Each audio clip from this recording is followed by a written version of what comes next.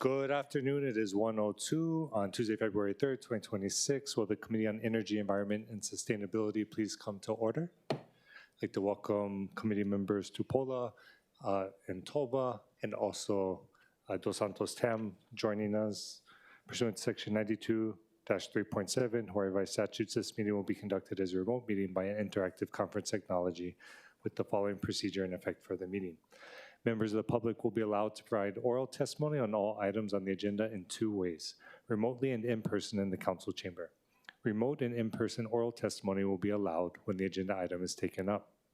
As both English and Hawaiian are the official languages of the state of Hawaii, pursuant to Article 15, Section 4 of the Hawaii State Constitution and Section 1-13 of the Hawaii Revised Statutes, members of the public may testify in either language. For oral testimonies offered in Olelo, Hawaii, additional time as may be necessary will be allowed for the testifier to provide an English translation of their testimony if they so wish. Before testifying, each person shall state their name, and each speaker may not have anyone else read their statements and is limited to a 1-minute presentation on each item. All persons who have registered to testify remotely by video conference or phone will be called upon first.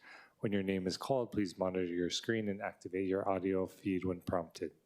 I will then give persons who have not registered an opportunity to offer testimony. Please utilize the raise hand feature in Zoom to be called upon. For those who are joining us by telephone only, please press *9 to indicate your desire to speak. I will identify you by the last 3 digits of your phone number, and when your phone number is called, please press *6 to unmute yourself when prompted. Some friendly reminders and tips. Video conference from a quiet location if possible. If you are also watching the proceedings on Olelo, please mute your television at the time you're called to testify. When the timer on the screen reaches 0, please conclude your remarks promptly. Once all the remote testifiers have testified, I will proceed to in-person testimony in the council chamber. Persons who have not registered will be given an opportunity to speak following the oral testimonies of the registered speakers.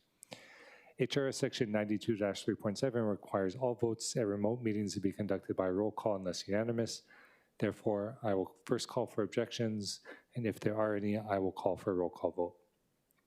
For those council members participating from outside the council chamber, who I don't believe we have any at the moment, in accordance with HRS Section 92-3.7, the meeting will automatically recess if we lose audio-visual contact with anyone joining us and cannot reconvene until we reestablish contact. Therefore, I'll remind anyone joining to announce that they're leaving before they sign out of the meeting. Written testimonies, including the testifier's address, email address, and phone number, will be available to the public as described on the posted agenda. As a courtesy, please turn off all cell phones. Members, please note that for item number 3, Resolution 26-12, the appointee's name was spelled incorrectly on the agenda and should have read the reappointment of Deborah Louis Anderson. So with that, members, we'll go to agenda item number 1 for action. Resolution 26-22, the resolution accepting a gift to the city valued at $4,550 from the National Association of Counties for travel, lodging, ground transportation, and conference fee for the Innovation, Technology, and Grants Director to attend the 2026 National Association of Counties Legislative Conference from February 21st to 24, 2026, and the International Economic Development Council Economic Recovery Corp Annual Retreat from February 24th to 27, 2026 in Washington, D.C. I believe we have Director Hasselby here. If you want to just come up, I'll just ask some preliminary questions about the reso. Maybe if you could just describe a little bit more. I know everyone's familiar with NACO, maybe just what the Economic Recovery Corps is, and or any thoughts you have on how this will bring value to the office. Thank you, Chair Wire and committee members. I have a little draft from our Grants Innovation and Performance Director on the travel. And this opportunity to travel will help strengthen engagement with our federal partners regarding his role as our grants coordinator in the office and our federal funding processes, priorities, as well as working and learning more about the compliance requirements. The conference provides a valuable opportunity to meet with members of Hawaii's congressional delegation and their staff to discuss county and OER priorities, align upcoming grant opportunities, and meet with members of the delegation and their staff to secure and manage federal resources. In addition, as you asked about, we have received an Economic Recovery Corps Fellow for over 3 years as a part of an Economic Development Administration grant. And so there are 65 members across the country in the Economic Recovery Corps. One of them works with us here in our office, and this is one of their annual gatherings. So they bring together not just the fellows, but the host and the person who is their supervisor in our office is also our Grants Innovation and Performance Director. It's nice that these conferences are aligned and that they're basically sharing their resources to allow us to participate. So at these conferences, the fellows and their hosts share best practices. They help to deepen the cross-county and across the United States and the Pacific learning.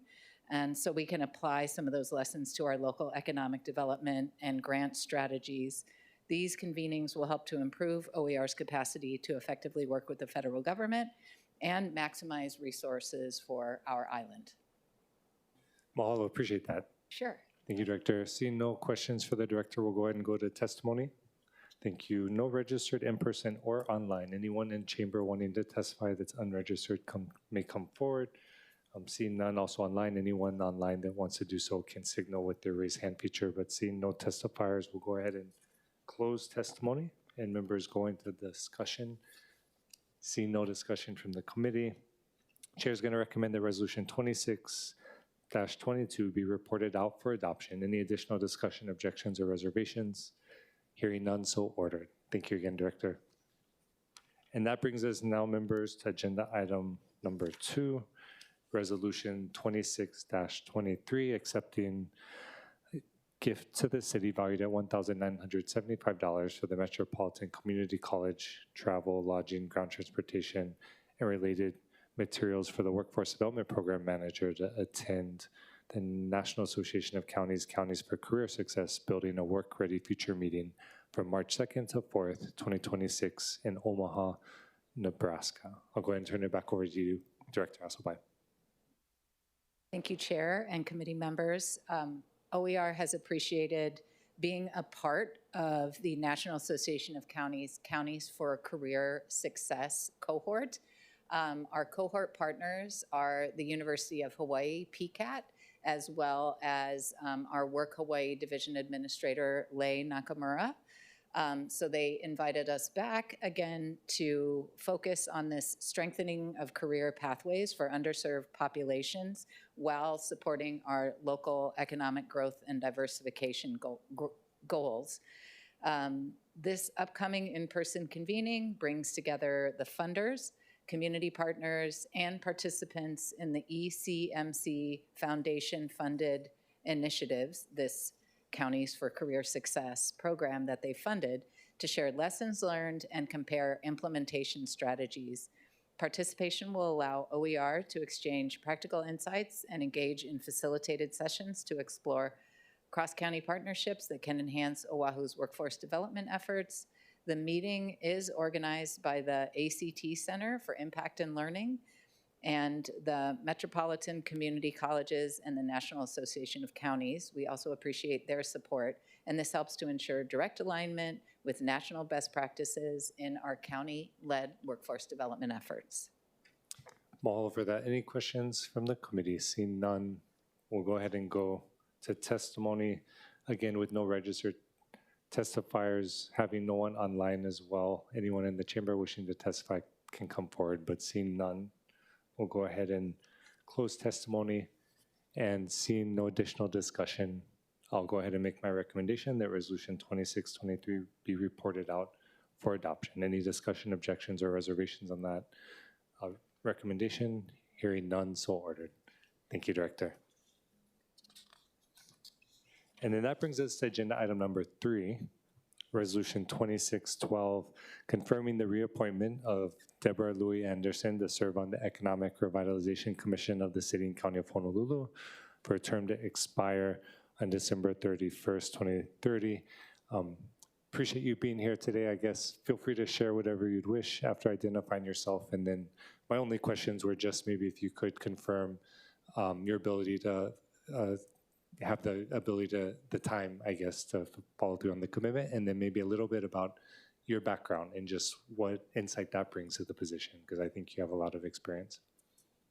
Oh, thank you. Thank you so much.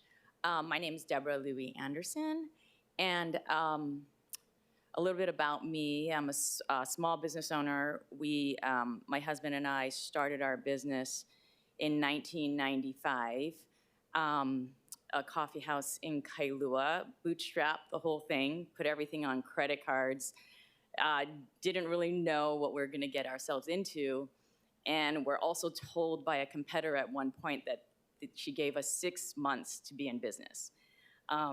We proved them wrong. It's been 31 years. We've opened several businesses. I think my experience through just trial and error and just being a layman and, kind of basically what we're trying to do with OER in entrepreneurship is just having the gumption to try. You don't necessarily need to have all the accolades behind you and everything perfect. It's just having that idea and desire to try and do something with your passion. And I feel at OER, with the other commissioners, we kind of bring some insight. I mean, for me, myself, I had no idea how government worked. As a small business owner, you just do, you look at the rules, and having to be able to have a small voice to share with, the challenges of small business owners, not just from a operation standpoint, but how do you sustain it? And sustainability means, how do you pay yourselves? How do you stay in business? And so I hope to bring that kind of insight when we hear about policies and challenges coming from the OER. And I feel like our commission has great synergy because we all offer something totally different and can learn from each other and contribute as well. Appreciate that. Any questions from the committee? I won't put you on the spot today, but I know, I'd be curious, and if you have ideas, feel free to share. And I guess the question would just be, what are ways the council could be supporting the commission's work? And then in addition to that, and flowing from that, we always welcome ideas about how the city, and I think that's a part of, the work you're going to be doing, about how the city can better be supporting our small business owners. And so welcome input on that. Well, I'll just have one comment, because I often get in our meetings, like, Debbie, that's state, sort of the difference between city and state. And it's challenging because, Honolulu is has the largest population, with all the other islands. And some of the, it's all about, reducing costs. Like, how can we reduce cost of living? As wages go up, which is fine, businesses are automatically going to have to pass on that cost to their customer in order to stay in business. And that's the challenge that we had from very long time ago. We always were so afraid to raise prices, but then we realized we're out of business. And so keeping that in mind, one thing is, to really work with the state to figure out how do we one, reduce the cost of living. How can we support businesses in a way that as they give raises and as a wage increase, that's not just a raise for the minimum wage earners. That means everyone in your organization is getting a raise, which is not terrible, but that your costs are going to go up. And that's not just with our business immediate, it's all of our vendors. We're all facing this, we're all working together, but we're all facing the same problems in different ways. And so, one thing just a thought is, how do we work better with the state to address the same issues, to keep local businesses strong and also to keep our kids from to be able to stay here and do something on their own. Appreciate that input. Councilmember Tupola. Thanks so much, Chair. Aloha, thank you for being here. And of course, you sound like a good fit for this commission. Sounds like it's right down your alley. I guess one of the things I wanted to bring up is, I've mentioned this various times that I do feel like within the city, there are certain things that just within the city that we do that burdens a lot of businesses, like permits. Yes. There's a lot of things that the city does with land use and other things that we have direct purview over that we could become more efficient to help businesses. And I feel like it would be more advantageous if we kind of stayed in our lane because we have direct influence over our operations.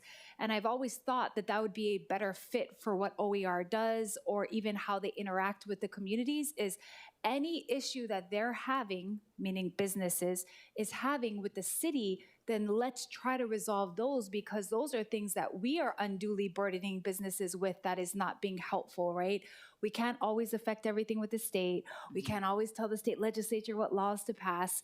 But I do think that with the recent audit that just came out about OER, its effectivity, I think we need to get in line with exactly what it was outlined to do and see if we can become better advocates of trying to make the city operations more efficient because I think this is where people get really frustrated is when they're trying to do business with the city, but it becomes laborious, and then pretty soon it's 4 years and then 5 years and now we lost employees. Now we had to go find another parcel. So it would be, I think, good if, the commission that you sit on could actually talk through those issues and then make recommendations to us. Because I think that's where the power comes, is if there's a policy that's implemented that can actually help to change that, or even just with the last news article that went through about Dillingham and that the entrance to this guy's business was blocked and now all of his business was lost because there was an inspector that said this plate was okay when really no one could even enter. Those are the kind of things, even though it seems so small, it's like these are things that are really discouraging people from wanting to do business in Honolulu. How do we become more friendly in our departments in that way? Oh, absolutely. I completely agree. In terms of permitting, for sure, if that can be streamlined. I mean, because we're one business at the end, but when you're talking to our architects, to our contractors, you got everybody in line, and then it's hurry up and then just wait. If there's, and we use third-party reviewers. I mean, those types of things definitely, I think, would assist in businesses to streamline that process. In terms of services for businesses that the city works with, for sure the inspectors, I can't tell you how much. I mean, sometimes I feel like if the city, and I've dealt with some very nice people in working when I have questions, is basically basic customer service, basic, you are my customer. It's so if an inspector, having an inspector come in and really look at trying to help you and say, hey, you've got to do this, you got to do that. But you can get the same result, but in a more positive way because it's in terms of supporting you and supporting your business. I think that goes a long way. But definitely all of your points are well taken, and I will definitely take that back to the commission. Yeah, thank you so much. I just don't want the commission to operate like a ad hoc, Chamber of Commerce, because we have a Chamber of Commerce, okay? They do that already. So I don't want us to do things that other people are doing. I want to do things that really, as a city, that we can actually affect change. And I mean, there have been businesses in Kapolei that have complained to me. They're losing businesses of homelessness around the park that's near there. Do we create more Waikiki Improvement District type facilities where people feel like their business is investing in making sure that it's safer? So I think any recommendations you guys can give to us, because I have watched a lot of the work that the commission's done, notwithstanding it's all good work, but is it something that we as lawmakers can help you effectuate? Not really. We haven't gotten any recommendations of change this law or do this thing. I just recently changed a law for the taxi cab industry because they were being regulated by one of our departments, and that's old. Nobody else is regulated. We have TNCs now where everyone doesn't have that. So Those are the kind of business-friendly tips that I would like the commission to bring back to us and say, this is a law that could specifically be changed that would help to advantage these businesses. Oh, I think that's great. Definitely. I'll bring that to the commission. Thank you. Thank you, Chair. Thank you. Councilmember Dos Santos Tam. Thank you, Chair. I wanted to build upon that line of questioning. And first of all, thank you for your willingness to continue your service to the city. You know, the city owns a good amount of real estate that is vacant and empty. Has the commission discussed how we can best activate that? Yes, we've had several meetings and some of Mayor Blangiardi's, sort of giving us the master plan of what's been happening. And I know that in Chinatown specifically, that there has been discussions of trying to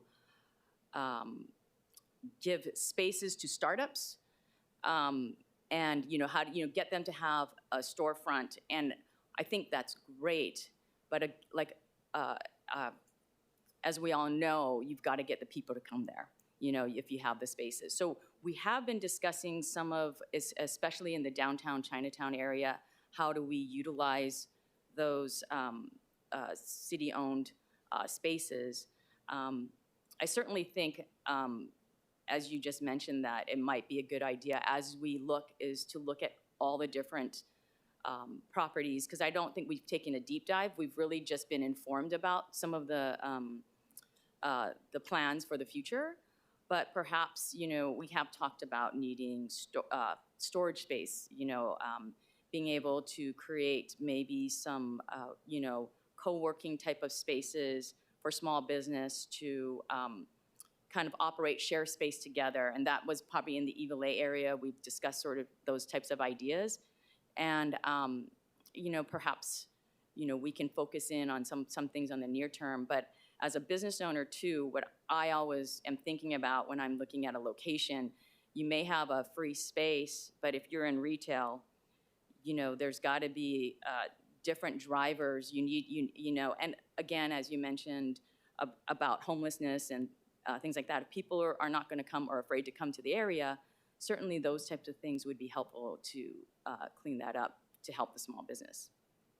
Great, thank you. I'll make more remarks in discussion. Perfect.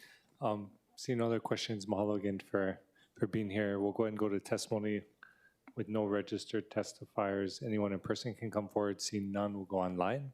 And having no one online to testify as well, we'll go ahead and close testimony, go back into discussion. So we'll come back to you, Councilmember Dos Santos Tam. Thank you, Chair. I really appreciate many of the ideas that the nominees brought forth, as well as the rest of the commission and the Office of Economic Revitalization.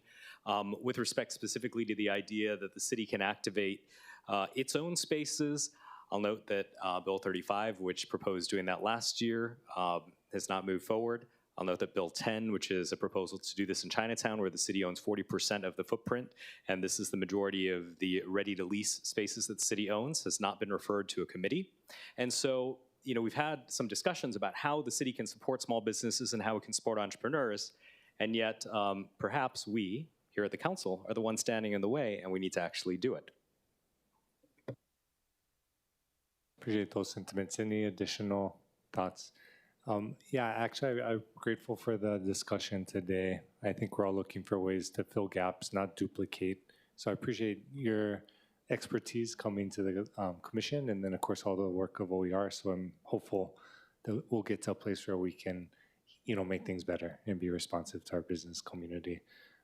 I think you do make a good point, Councilmember, and really, I think as we talk through it as a body, I think we'll see the value in that. You're right. I think filling those gaps for small businesses, storefronts, for ranchers and farmers, land, I think those are ways that government really can step in, because it is, like was mentioned by Councilmember Tupola, like we don't want to duplicate things, but there are ways that government can be adding to the need or responding to the need, right? And in bigger ways than small businesses can or small ranchers and farmers can, we can then set them up to be successful and serve our community. Councilmember Toba. I just wanted to, a U Hero report just came out, I believe on Monday night, that talks about a lot of the things that we're discussing right now.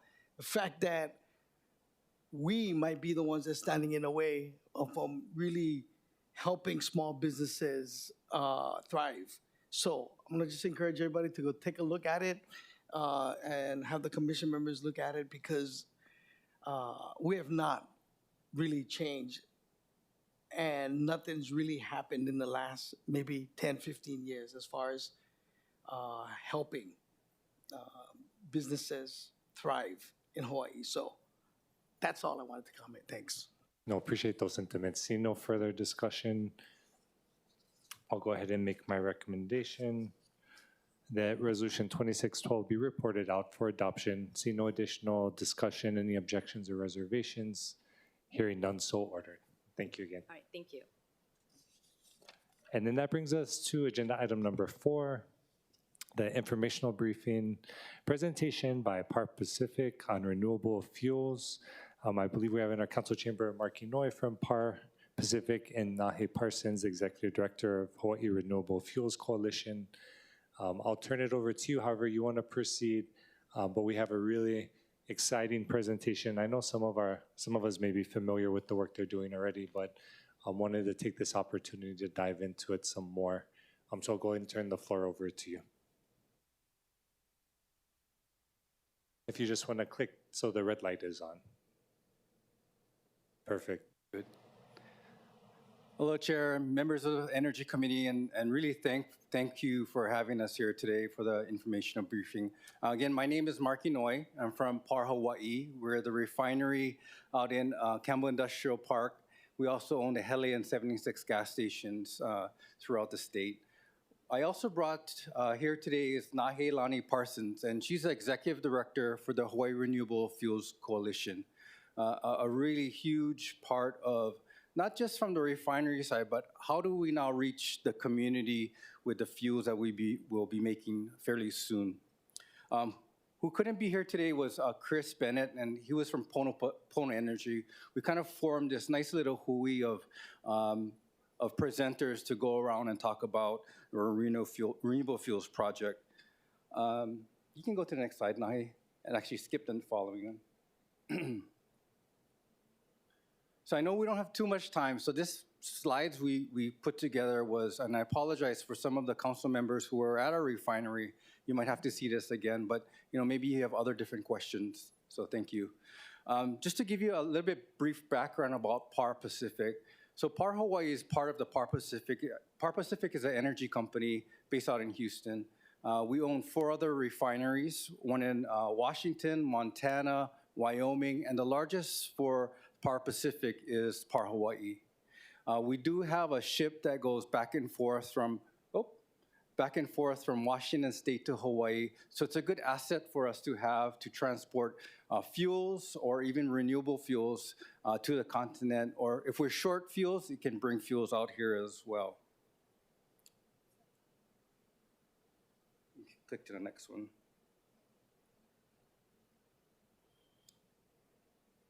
So I think you probably see right now, it's the Par Hawaii, the Kapolei refinery. So this is a nice overview of our refinery. It's a very critical infrastructure for our state energy system here. It's Hawaii's only refinery, as you can imagine. So it supplies all the fuels to keep Hawaii on the move. We produce gasoline, diesel, jet fuel, propane, and especially the utilities fuels for companies like HECO. And it's used every day by families, businesses, airlines, and essential services. Because Hawaii is an island state, local refining plays a very critical role in energy reliability, and especially through emergency preparedness, as we can imagine. Can you go to the next slide, please? We also play a very critical role in keeping the neighbor islands and the communities on the move as well. Fuels produced at our Kapolei refinery gets shipped every about approximately 10 days or so. We have a barge that goes out to the neighbor islands. We supply all the critical fuels that I just talked about. And then it's distributed by trucks to serve the airports, to serve the utilities, hotels, and just communities across the state. So it's a very lifeline to our community with our barge there. Next slide, please. This is just really a breakdown of the fuels we produce in percentages. Diesel jet fuel is in very high demand for Hawaii, as you can imagine. Talk about all the airlines. Airlines consume about 600 million gallons of jet fuel in Hawaii. So, it's a very high amount of fuels that we produce for our airlines industry, as well as the fuel oils. So for HECO, we produce them, and as well as our ground transportation. So trucking, cars, those types of ground transportation, we produce those fuels as well. One of the most important critical infrastructures that, you rarely hear about is our single point mooring. It's about 1.7 miles off of Kalaeloa Barbers Point Harbor. And this is where the large tankers come in, and they discharge our either finished products, fossil fuels, or crude oil. In the near future, we'll even have renewable feedstock being sent through our SPM as well. It's a very important infrastructure. Like I said, the pipelines from the single point moorings shoot it right into our refinery, where we do our refining there. This coming year, 2026, we are actually going to be replacing our single point mooring. It's about a $15 million project there. It's about time where we're going to switch it out and use actually the current one for spare parts. So just to let you know. So now that I kind of covered all the critical infrastructure, the logistics part of our job at PAR Hawaii, I want to take the time to now talk about our renewable hydrotreater. So this is kind of why there's so much interest right now. It's not just about we're making definitely a clear direction that we're moving towards renewable fuel. The state is. So we it's actually over $100 million into this project. We updated one of our units that was primarily making diesel fuel. We said, hey, this is a great candidate to at least start off for making local renewable fuels for our state. So this is going to be this is the gem of our refinery right now. There's, again, a lot of interest. It's going to be taking feedstocks such as vegetable oils, fats, oils, and greases, things that we use for cooking, and also camelina, which Nahi is going to cover in our later slides. But camelina is a cover crop that we're trialing on different islands throughout the state. And we would like to use the oil to use for our refinery to make renewable fuels. So one of the questions is, what kind of renewable fuels are you going to be able to make? So these are a bunch of our customers who's going to benefit from our renewable fuels. So starting off with sustainable aviation fuel, that'll go to all of our airlines customers. That's something that's a very hot topic right now. We have, within the legislature, we have a SAF tax credit bill that Nahi will also be addressing. Renewable diesel. So these are for a lot of the ground transportation as well as utilities. So trucks that use diesel, this is a drop-in product that is renewable for ground transportation. Renewable naphtha and renewable LPGs are mainly for utilities, for our utilities to help decarbonize them. So this type of products actually serve so many different sectors to help them decarbonize. It's not just one sector. It's a whole bunch of sectors that are being able to decarbonize. Thank you. So now that I got to highlight all of the PAR Hawaii Renewable Hydrotreater project, I kind of wanted to turn it now to Nahi Parsons, who's going to talk about critical decarbonization for our state, and also talking about our coalition that's doing a lot of good work in the community. Thank you.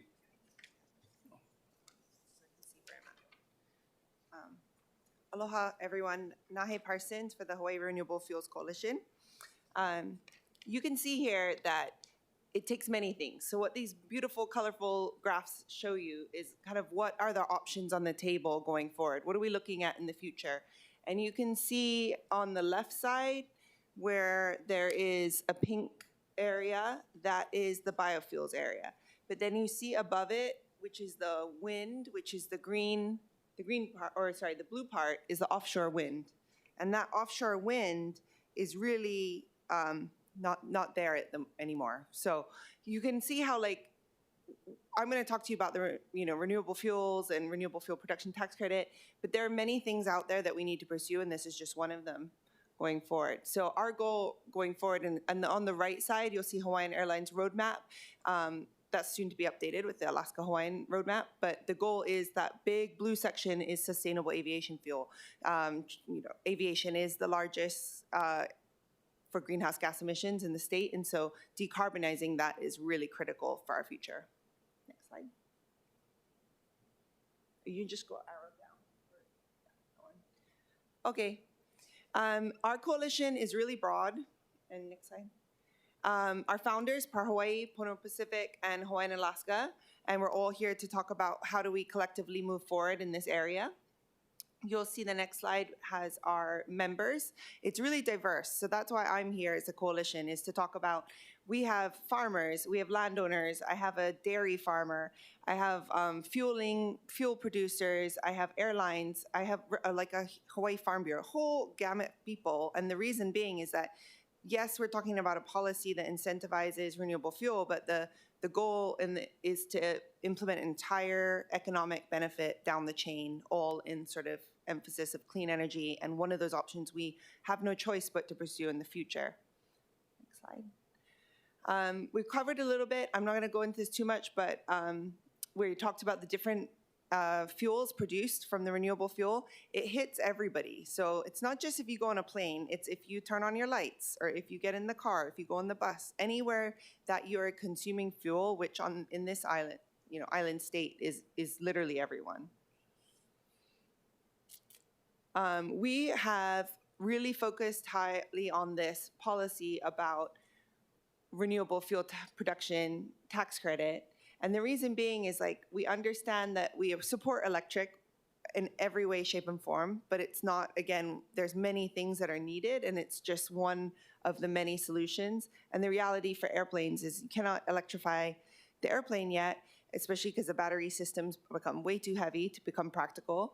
And that is just a realistic part that we're looking into. The renewable fuel that we're talking about is a drop-in fuel. So what the best part about that is you don't have to change the engine, you don't have to change the plane, you don't have to change the piping, or you don't have to invest in infrastructure. You literally put it in and it works. Everything works the same. And from that, you can see here, there's kind of like the coalition's focus is we're trying to do this whole system. We're trying to work with our farmers, our landowners. We're trying to grow the feedstock here. We're trying to grow that feedstock here locally so that we can take it to the local fuel producers and have it converted and blended and turned into sustainable aviation fuel or renewable diesel, and then used locally again. So that's our entire circle and system to reduce greenhouse gas emissions up to 80%. The policy we're looking at is the Renewable Fuel Production Tax Credit, as well as the Sustainable Aviation Fuel Tax Credit. It is really a public-private partnership. The benefit that the state of Hawaii has is that we have the local investment already completed. A lot of other places are looking at tax credits or incentives to encourage the infrastructure investment. And we don't need to do that. We have it here. Thanks to Par Hawaii, we're going to be online with the capacity to produce up to 60 million gallons this year.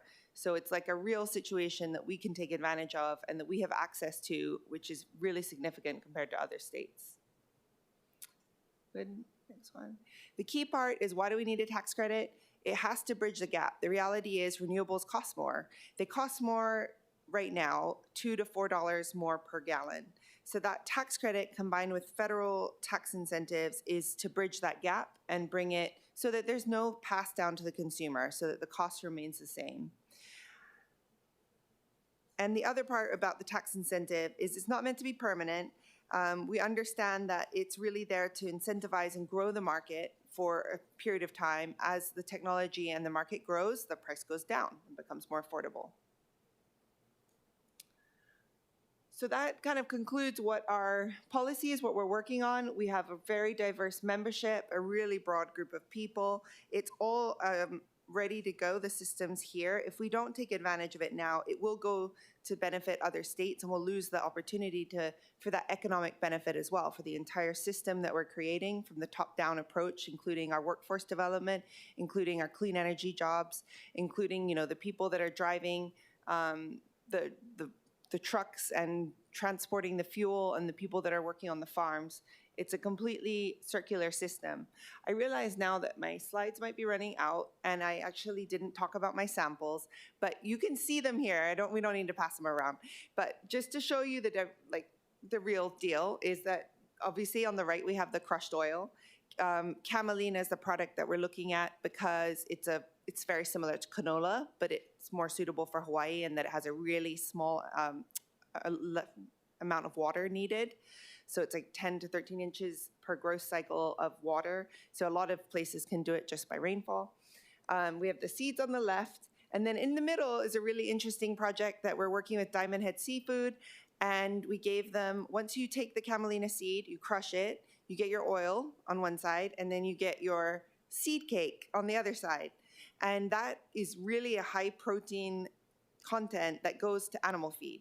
And I don't know if you guys know, but I recently learned how much it costs to feed a cow, and it's a lot. And so now we ship our cows to the mainland to be fed. Well, the whole goal is to help farmers. Not only are they growing the crop, which is rotational with food, it does not compete with food. It actually replenishes the soil in between, and recently did watermelon and onions, and then we cycled camelina.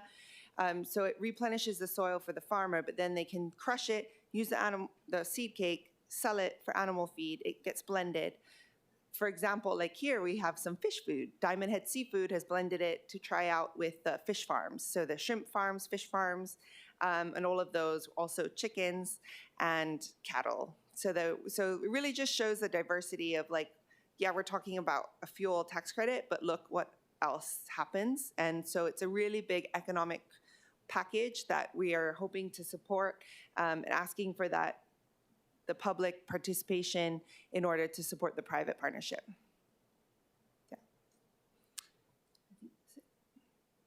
Available if you have any questions. Perfect. Any questions from the committee? I was Councilmember Tupola. Hello, thank you for being here. I appreciate you guys' presentation. I'm not gonna lie, I'm kind of lost on a lot of this. I do understand a portion of it just because I've talked with Par Hawaii prior to today about the whole feed situation. So I get the concept, right? There's going to be a product. I'm going to go slow just to make sure that I'm saying this right. There's a product, it is grown, then when it is cut, the energy that is used is what you're harboring, but the byproduct is what becomes the feed, and it's sold to farmers. Okay, so let's break this all the way down. Where is it being grown? Kunia? We did 5 trials on every island. So we did Kuleima Farm. We partnered with a loon farm on Kauai, actually. And then we partnered with Mahipono on Maui. We got Kuleima Farm on Oahu and Metagold on the Big Island.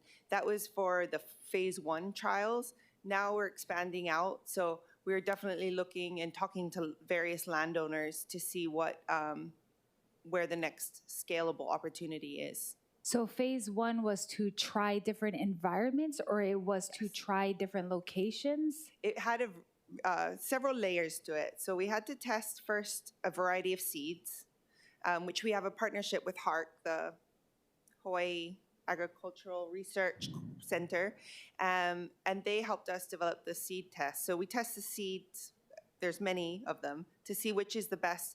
And they're all, we wanted to get very diverse trials. So some, like I mentioned before, are only rainfall. No, because we know certain areas, Maui has water struggles. So we wanted to make sure we kind of hit all the different spectrum in the trials, whether it be, do you have irrigation? Do you have, is the land already cultivated? Is it fallow? Is it, all kinds of varieties, to make sure that we were getting all the different sort of items in there, if that helps. Okay, so long story short, it was to try different seeds and then try different climates. Yes.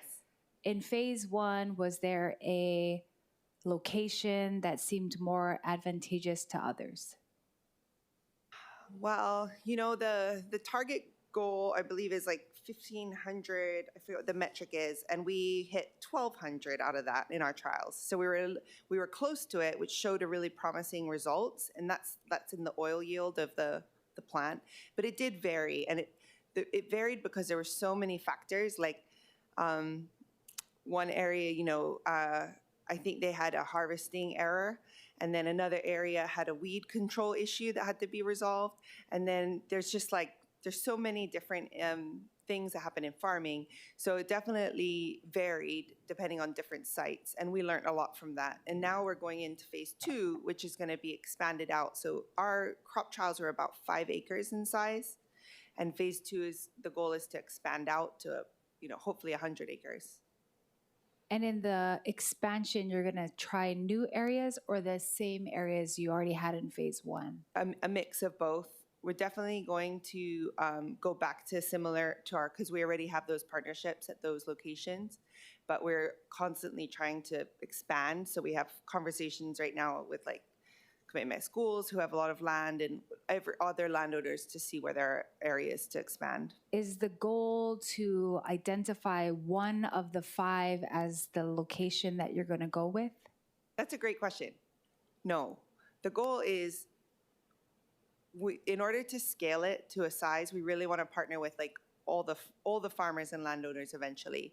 So over a 5-year scale up, if we could scale up to get to, you know, more than 20,000 acres or a certain amount, it would take multiple partnerships. It's not going to be like a one-stop location. We'll have to be working with multiple different landowners and farmers.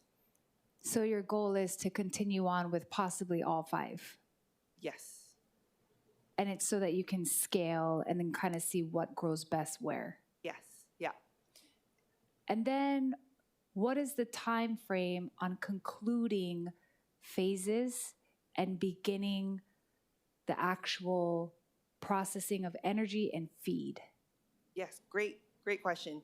So the whole system needs to be built up. And this is one of the, it's kind of like the catch-22, which one do people, sometimes we have conversations, they want to see it scaled already because they want to see the viable crop and make sure it pencils out for farmers.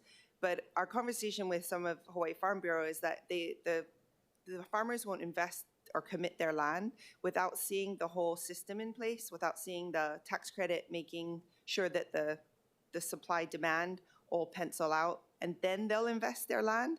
So hopefully we can get the policy passed and then see the scale grow. Our goal is over 5 years to hit that, I think it's 20,000, 20,000 acre mark at the end of the 5 years, and then after that to continue going. So the tax credit has or hasn't been passed? Has not been passed. We're currently in its 3rd year at this capital.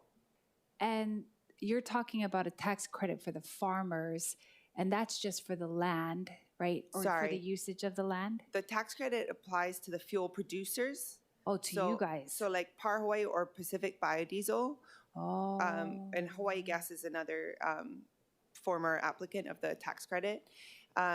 It goes to them on the top and then makes the economics trickle down so that it makes everything flow through. So if they get that price, they don't increase the prices. And then when they purchase the feedstock, they can purchase it at the level of which the farmers need.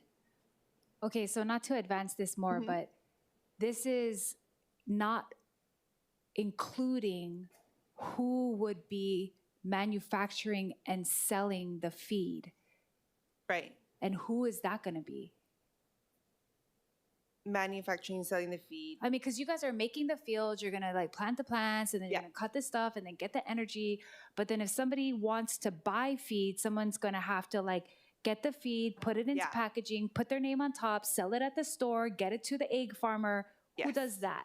That right now we're going direct to the end, like we're going direct to the Diamond Head Seafood, and they're like we deliver the seed cake to them. They create the food and they use it internally. To scale it up to that point, which would be where we would want to be, is like there would have to be an entity. It would create a business. I was going to say, I'm missing a business in the middle. Yeah, it would create a business. And that's what I tried to mention is like it's like the system works to benefit the whole economy, because then you got to get the truck drivers, you got to get the crusher, you got to get the crushers, you got to get all the stuff collected from the field. It's got to go to the crusher. Then you got to get someone to drive the oil to the refinery in a truck, and then you got to get the seed cake driven to the processing center that will turn it into animal feed, and then you create that whole system. Right now, because we're in trial phase, we're literally driving it direct to the animal feed user. Yeah, but as it scales, it would create more businesses, because you would need businesses to fill all the pukas along the chain. So do you think that as you guys scale up to this larger one, I know you guys said you're directly kind of driving it to people, is there interim where people could start to become like the middleman, or, you know, whatever, just to launch a mini company and see if they could do it? Just because, you know, we don't have a lot of egg farmers left. Technically, we have one because the Wahiwalan closed. So we only have a couple like on our island. And I know you guys are trying to do this in a very systematic way.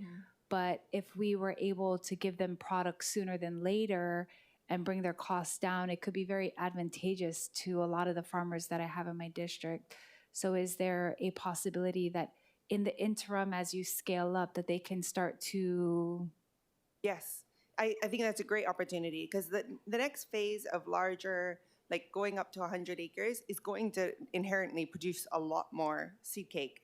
And that's just in our trial phase now. That's going to be like over the next year. So that is a great opportunity to partner with our local businesses and create that, you know, encourage people to fill that gap and be able to be that transit support.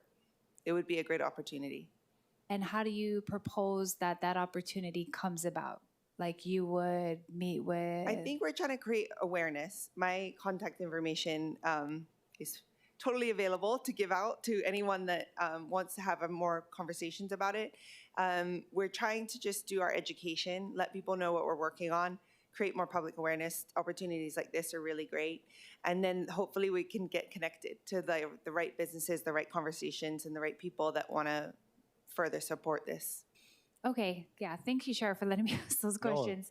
I really wanted to understand it fully. I mean, I've talked with Mark a few times, and I just really wanted to try to connect my people directly up, but it seems like you guys are in like, I don't know, what phase, and then I got to kind of wait for the phase that's going to make it happen. So if there's like phase 1A, point 2, if I can get involved in that area and kind of like help my farmers get connected up. I mean, the hardest part is going to be like a lot of these guys just don't have time, right? They don't have time to meet. They're not checking their emails in the day because they're running the farm. Yeah. So I hope that there's a way that we can kind of get them involved without asking them to do more, where it just kind of benefits them. But I would absolutely love to follow up with you directly and see how we can better support that.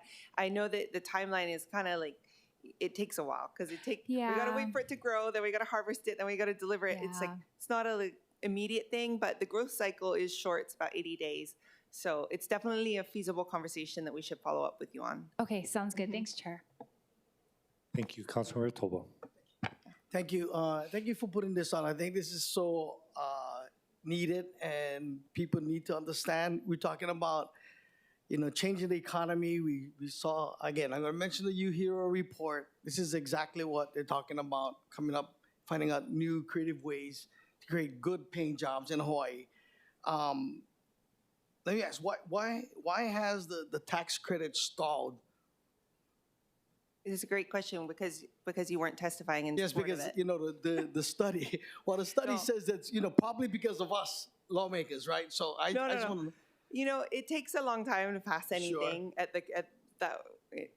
for the right reasons. It has to be vetted, and then you got to have all the right conversations. So we're learning a little bit more each year, and there's been a big change this year. We have DOT is subject, that has the Navahine climate settlement, so they have an obligation to reduce greenhouse gas emissions for our future generations. It's a powerful thing to have a state department now mandated for that really, you know, before they're looking at a tax credit and looking at it like, oh, it benefits what fuel producers. I don't get it. Why am I going to do that? It's like, it's not just fuel producers. We got this whole chain. We got this whole system in place. Like, and Hawaii Farm Bureau is one of our amazing coalition members. They are fighting for this because like this impacts everybody. And so really it's like education, I guess. Like we just got to keep working at it, keep explaining it. Maybe a little slower because I sped through my presentation. I thought I had a time limit. So, but yeah, like working on spreading that message, and then hopefully I'm confident we'll get there. This will create a lot of jobs, Yes. right? So why, I guess, why is it so hard for lawmakers, the people across the street, to come and really try to understand the trickle-down effect on why, you know, one, using things that we're using now. It's just my comment. I'm not saying why. You know, even in the climate world, like I'm a big advocate and supportive, but there's diverse opinions in the climate world. And some people want to not ever burn a fuel ever again, and I understand that. So even when we're having these good conversations or educating, there's still diversity in represented in the room, and I think it's an important part of having a good dialogue on all of these issues. All right. So what does the city do, if anything, to support your industry? And that's my last question. I just think we need to work hard in educating our students and understanding that, you know, this fuel that we're developing and crops where we're growing can really save our farmers from spending a lot of money, you know, importing it, create good jobs, not only, you know, for farmers, but the people working on the farm, new ways of working the farms, right? Yeah. Using drones. This is the kind of things that students like to see. So I think we have to do a better job in working. And I shared that with you when you gave us the presentation. The importance of getting into the schools. But that's my last question. What does the city do, if anything, to support your industry? Absolutely. Well, I know Honolulu has its aggressive climate action plans, and this is in line with those. So it really focuses on how do we put something in place that reduces greenhouse gas emissions and helps the economy. Whatever you can do to help connect us to other entities or other people that we can educate and share the information with, as well as like sharing it amongst your own communities and being able to get the word out about the benefit of this, what looks to be just one tax credit for one purpose is not. And it's much bigger and broader than that. So as much as you can, help us get the word out. Appreciate you doing this, so we're not doing anything. That's basically it. You did a lot from being here today and inviting us to Awesome. speak. No, but like, you know, we want to try to change, right? Since I have 3 years left here, do whatever we need to do for, you know, get people's attention that, you know, if we're going to live and play in Hawaii, we got to work, and ways of doing that is coming up with new creative ideas, you know, and supporting, you know, the people that's trying to create good jobs in our state. So anyway, we can do more. Yeah, appreciate those sentiments, everything shared. Councilmember Santos. Thank you. I'll build on that as well. I mean, I think there are things that we can do. We do have a policy of procuring, you know, renewable fuel vehicles for the bus fleet, for example. And part of the difficulty there is the federal government is cutting back on the funding for those types of things. There's perhaps an opportunity to double down on our efforts for locally sourced renewable fuels. There's also a property tax exemption for renewable fuel production, and maybe it's worth looking at that. I understand that we're rolling back or proposing to roll back some of the exemptions for affordable housing, but at the very least, maybe we can expand it for renewable energy. Yeah, Councilmember Tola. Are you guys working with OER? They were just here. That's what they do. Not yet, but I would love to be connected. All right, perfect. Appreciate that. Appreciate all the discussion. Given that I, you know, don't have too many questions left, I think that was really what we wanted to dive into, and I think we have great direction from the suggestions that were brought up about how the city can support, and I think my hope is that we can continue this conversation. I absolutely love it, every aspect of it, right? You're growing it, right? Supporting local farmers to cover crop, replenishes the soil in between rotations, right? And then taking the seeds and then using the byproduct for other industries, creating jobs along the way, putting renewable fuels into the planes that are going to be flying anyways on what they have now, right? And so this is really exciting work, and so appreciate all that you're doing. I do have to do testimony, but I'll say thank you for your presentation. Thank you. Mahalo for your time. And then we'll go to testimony. I don't believe we have anyone registered. No. Anyone online wanting to testify or in person can make themselves known, but seeing none, we'll go ahead and close testimony. Seeing that we had wrapped up discussion, I'm going to end there, members, and thank you for your time today. Mahalo.